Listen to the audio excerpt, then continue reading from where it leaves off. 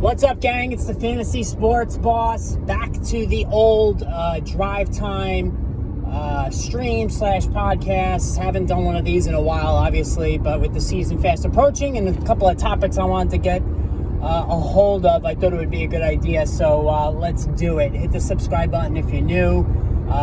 Also, obviously more and more stuff's going to be added to the channel as we go approach the season, and the live streams will be returning as well on a weekly basis. So make sure you look for that. Now, if you haven't picked up my latest installment of the draft guide, it's available on Amazon through Kindle, $7.99, so you can pick it up there. I didn't do the paperback book this year because the cost of printing and all that other shit that goes into it just was getting to be ridiculous. Pretty much like anything else today that's like costs an arm and a leg, so I decided to just do the Kindle version. But it's easier that way anyway. You get it quicker and all that.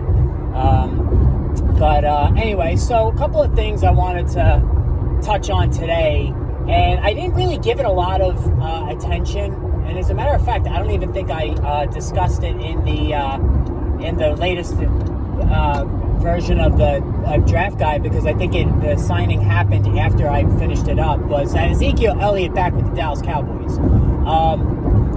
And as crazy as this is to say, Ezekiel Elliott could be a smashing value this season, especially in standard leagues. Now, of course, the ironclad rule of not chasing aging running backs still holds true.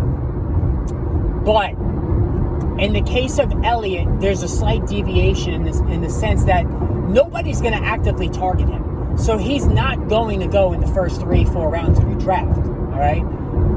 So even though he's obviously older than dirt, he can still provide value at his age based on draft cost. And going back to Dallas, and we knew this was the rumor all along. I mean, Jerry Jones has an infatuation with Elliott, and obviously Elliott did some just tremendous things with Dallas, led the league in rushing twice, while donning a Cowboys uniform. He's going to get a ton of rushing touchdown opportunities. All right, his last year there, while working in tandem with Tony Pollard, he ate all season long when it came to the goal line.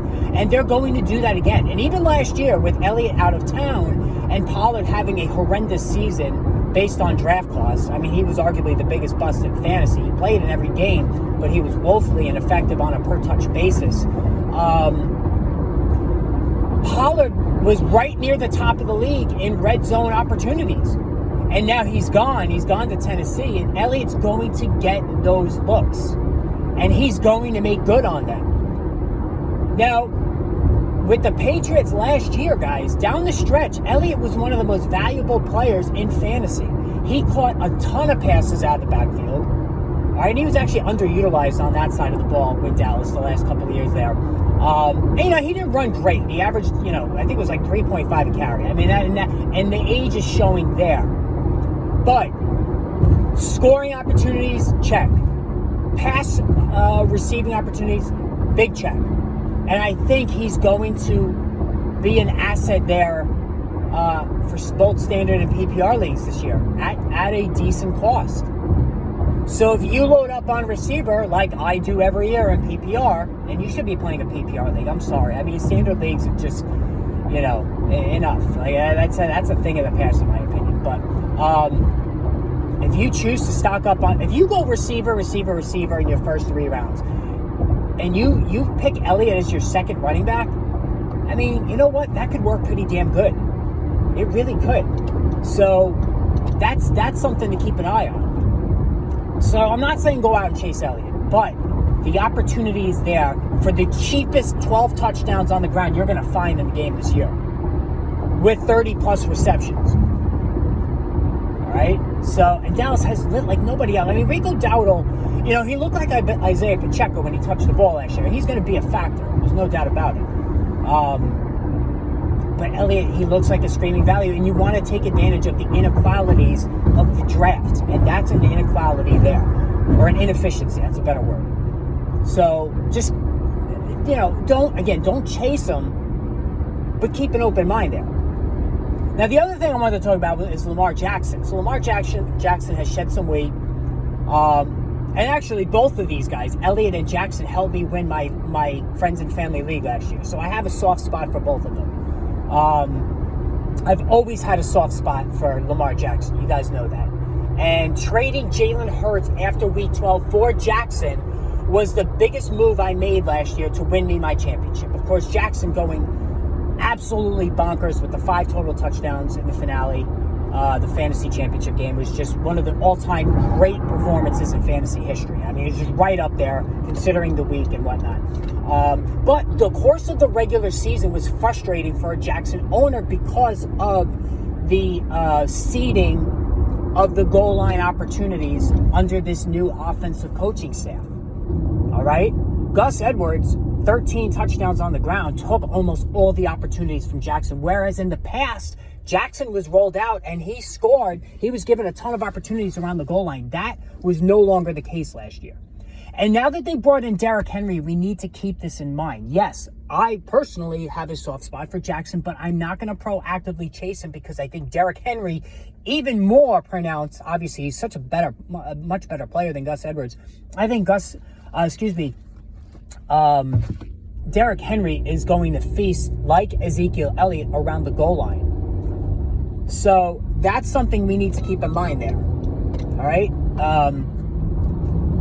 As somebody just cut me off. This is what happens sometimes when I'm doing these live streams. People just piss me the fuck off.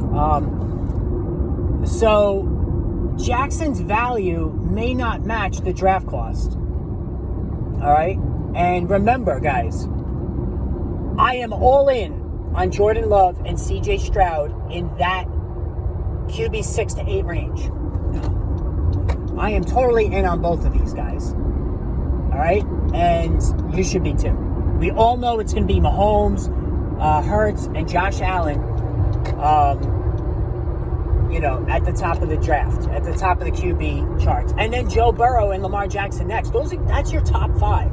It's going to be that top. Maybe CJ Stroud sneaks in the 5th spot.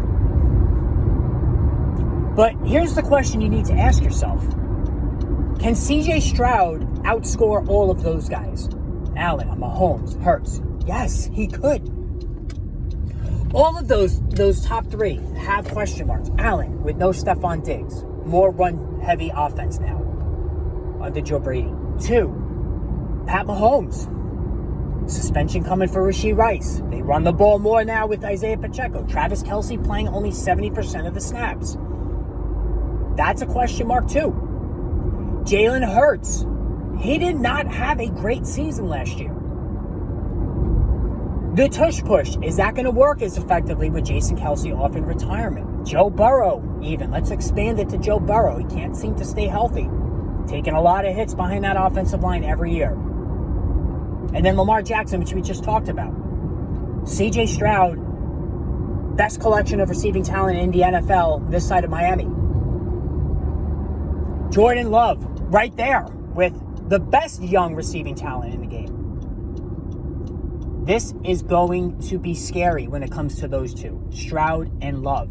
So last year, I took quarterbacks in the 3rd round in both of my leagues. I'm not doing that this year. If I can wait around to take Stroud and Love in round 4, I'm doing it. I'll go receiver, running back, or hell yeah, receiver.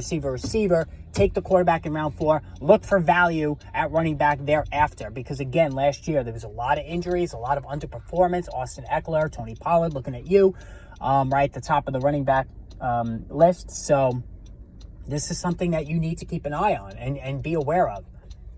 All right, so Lamar Jackson, I think he's going to be slightly overvalued. Derrick Henry, why not give it to Derrick Henry every time near the goal line? He's going to make good on those opportunities.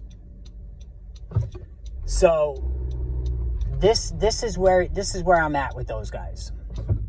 So I think it's something that you need to be aware of and you need to be cognizant of. Okay?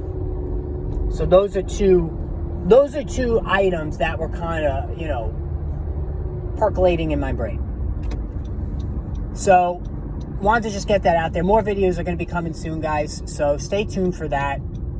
I'm going to try to do as much as I can this weekend. And, you know, as we go through the rest of, you know, the summer there. There's going to be a lot of good stuff coming. So make sure you pay attention to that. I'm going to do some live mock drafts as well. I know that that's something that I've been asked about, live mock drafts. I'm going to do that as well. So stay tuned for that, guys. So anyway, hit that subscribe button. More videos coming soon. Stay tuned.